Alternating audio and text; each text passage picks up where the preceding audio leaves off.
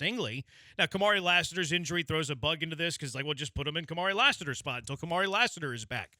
But if you had Stingley healthy, Lassiter healthy, and Jaylen Pitre still healthy, where are you playing the corner if you trade for a corner?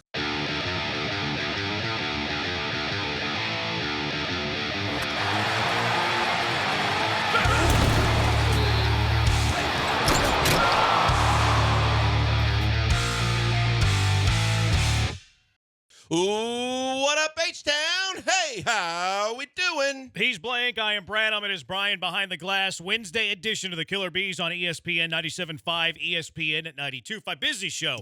Busy bees today. Garrett will be joining us at 4:30. A little blessing, stressing. What are we blessing? What are we stressing?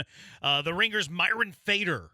To talk about her new book, The Dream, which is about Akeem Olajuwon, as you might know. And then Mickey Story, manager of the AAA national champion Sugarland Spacers, will be joining us at 3:30. So a very, very busy show. Everybody has the trade bug because of the trades that went down yesterday in the NFL. You saw two receivers traded. Devontae Adams got traded. We later saw Amari Cooper get traded. We saw the Houston Texans. I mean, Nick Caserio, he's seen all this Will and Dillon going on. He couldn't be left without a deal. He couldn't be left without a deal to Nick Caserio, so he ended up making a trade, too, because he didn't want to get left out, trading Cam Akers for and a conditional seventh for a conditional seventh. And a lot of people were talking about how they want to improve in certain areas, and I've always seen corner come up. A lot of people talk about trading for a corner when it comes to the Texans. And then, Kamari Lassiter report out today from Aaron Wilson.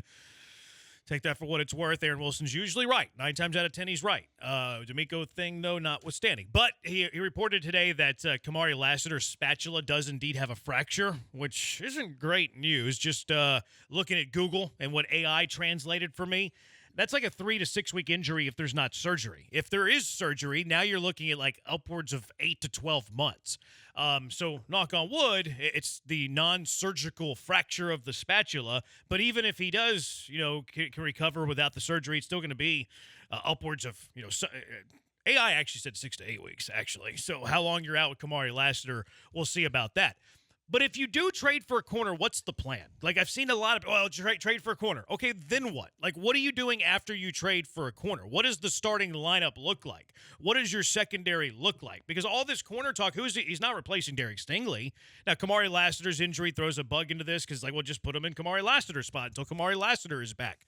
But if you had Stingley healthy, Lassiter healthy, and Jaylen Pitre still healthy, where are you playing the corner if you trade for a corner? Yeah, I don't think I was looking for corner. Not you specifically. No, I know, but I'm saying I wouldn't have thought corner first and foremost in looking at what the Texans should be looking at in a trade until we got the news. And credit to you for doing the deep dive on the severity or the recovery. It was a surface level dive. I typed it into Google. But nonetheless, the fact is everybody thinks when you hear, he's going to be out for a game or two, and he isn't immediately put on the injured list, then you start thinking to yourself, well, he should be back sooner rather than later. But certain injuries end up being more debilitating than others, and if he's going to be out a significant portion of time, then you should start looking at a corner to fill in for him that could add depth for you once he comes back, assuming he gets back at a certain point, because you're about to face a lot tougher schedule coming up. You're going to face a lot better quarterbacks coming up, and we already know that Stingley's on one side, he's got that on lock, but on the other side, if you don't have Lassiter, that could be a huge problem. The guys they brought in the offseason haven't turned out, and they could use depth regardless. So I think that before the Lassiter injury, it could have been a position you look to upgrade for depth. Now you might look at it more significantly if he's going to miss any significant amount of time. So assuming the health of Stingley, Lassiter, and Pitre, it's a depth piece of what you're trading for at the corner spot. Yeah. Yeah, I mean, I don't know how much that helps your defense. But, you and I both were talking about this, and then you went back and watched the film again on the All-22. Petre's concern is in coverage. So, yes, he's a solid piece, and he really brings a lot of physicality on the line of scrimmage and in the run game. But there are deficiencies in his coverage. Uh-huh. So there's another one where maybe if you feel like, and I don't think it's enough where you bring a guy in and immediately you're going to bump Jaylen Pitre out of the lineup. But I also know that you need some safety depth too because of the fact that you've got Jimmy Ward out, and you've been shuffling the back of the defense anyway, besides Bullock. The thing is, if you trade for a depth piece of corner, he's not a starter originally, you're not really upgrading your secondary. Like, yes, it'd be nice to have the depth piece, and if you get an injury, then he's plug and play, all of that, but you're not really upgrading it. Like, if he's a backup and then he's playing because he's pressed into action because of injury, you didn't upgrade your secondary. You didn't trade for a corner that's benching any of those guys. I think the question might come down to two things. One, would they be willing to move Jaylen Pitre back to safety? See, that's a question. I don't think so. Because if you're moving him off of safety, I don't think that you're willing to move him back to safety. Because if you're moving him away from the position, I believe that tells me that they don't like him in that position. Especially in D'Amico's defense. I can see that because he inherited Pitre. That I think there's something to that. And he's also a guy who gives up big plays. Yeah. Like, you remember last year, bad angles, or he'd bite on play action. Like, he wasn't that center fielder that is not going to surrender the big play. And it's not only unique to D'Amico Ryan's defense. You're seeing this more in the NFL nowadays, whether it's cover two shells or just, with center fielder back deep. They try to prevent the big play. They don't want offenses to get them with one play. Right. They want an offense to have a 12-play drive, because if you have a 12-play drive, there's more likely that there could be a mistake there. If they move Jaylen Pitre off of safety, I don't think that they're going to have a desire to move him back to safety. Now, out of desperation, out of need, but again, you're not improving your secondary. You're doing that because there has been injuries. The second question that I would have, would they bench Jaylen Pitre? Boy, I think that's more likely than moving him to safety. I don't think they're going to bench him unless they have a better option to replace him. Sure. So I think that to the point you're making, I do think it depends on who you trade for, because we do know now that there are teams that are willing to give up their starting corner or starting type players because they are basically going to start embracing and trying to play for draft picks and know that they're not going anywhere. And we mentioned a couple of the teams yesterday, to where now maybe there's a more pressing need that you're looking now a little bit harder at finding a corner of a certain level than just a depth piece that could help you at one or two different positions in your secondary. Like, if you're going to trade for a corner, you might as well have it be an upgrade to where you're restructuring what you're doing in the second. Don't trade. And yes, okay, whatever, like the depth piece, whatever. Like, that's fine, but you're not improving it. Now, the Lassiter injury does throw a wrinkle into things. If Lassiter's out for 2 months, it's like, you probably need a boundary corner, because D'Angelo Ross, I think, will be exposed at some point. So, depending on the length of Kamari Lassiter's injury, could certainly change this whole conversation. But if Lassiter comes back in 3 weeks, you still have Jaylen Pitre healthy. He's still getting burnt over the middle. Derek Stingley you're fine with. Like, he's locked into cornerback number 1, assuming health. I think the move that you make is for a guy that you trust in the nickel spot that can defend the slot, and I think you bench Jaylen Pitre. Now, can you improve the secondary, or the safeties, rather? Yeah, you could probably find an upgrade over to Eric Murray, but is that helping your coverage a ton? I don't know.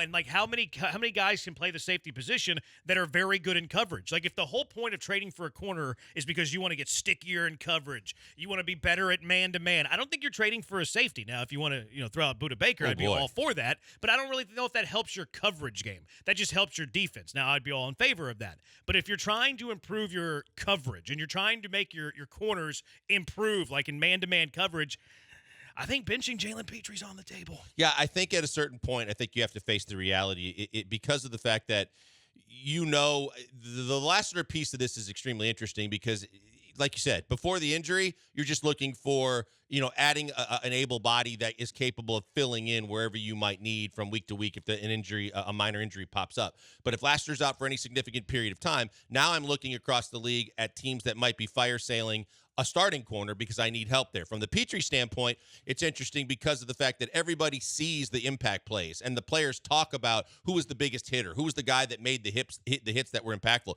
Sure, it's Pitre, but when you go back and look at the film and you realize as much as he did positive things in terms of his line of scrimmage play, he was getting cooked in the middle of the field, and you can't afford to do that. So if it means you have to bench him and you put him in a rotation or he's your depth piece, then so be it, because this team has higher aspirations than trying to worry about his feelings because he's been here a little longer. Third question. Would you move Kamari Lassiter inside depending on the piece you traded for?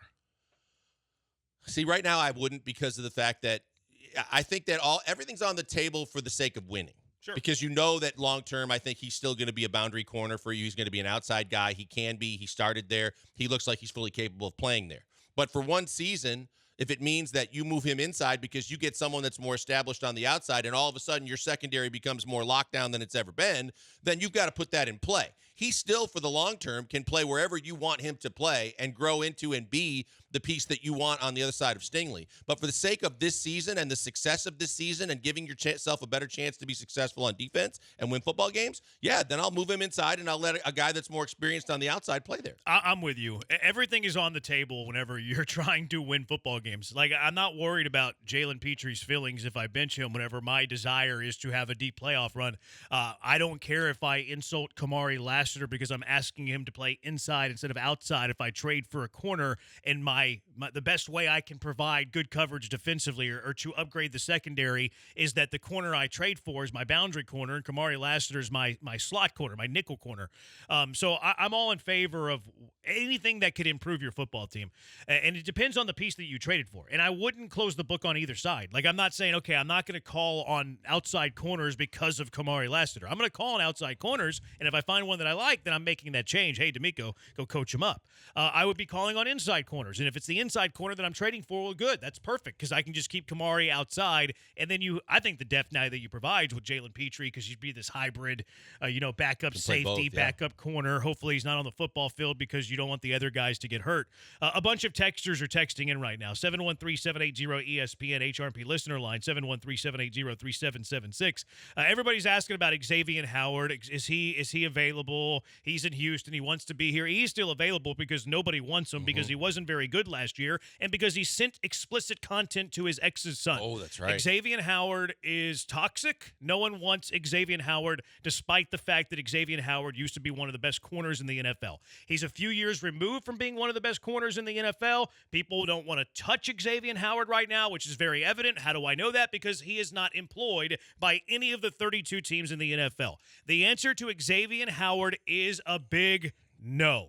Right, exactly. I think this is now at the point in the season where you don't know what kind of shape any of these guys that are out there that are just sitting there as street free agents at this point are going to be to you, and I don't think that's what they're looking to do. You need someone that's in football condition, that's been playing football this season, that's someone that's been on a roster and hopefully starting somewhere that can come in and provide you an upgrade at where you're deficient right now.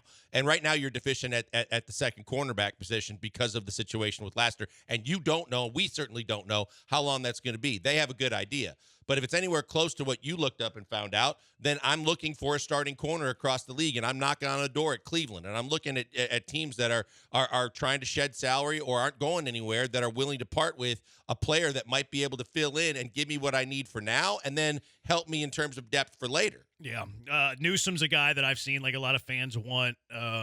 Don't love Pro Football Focus, but because I don't watch the Cleveland Browns every single snap, it's kind of the go-to to get a baseline of what a player is.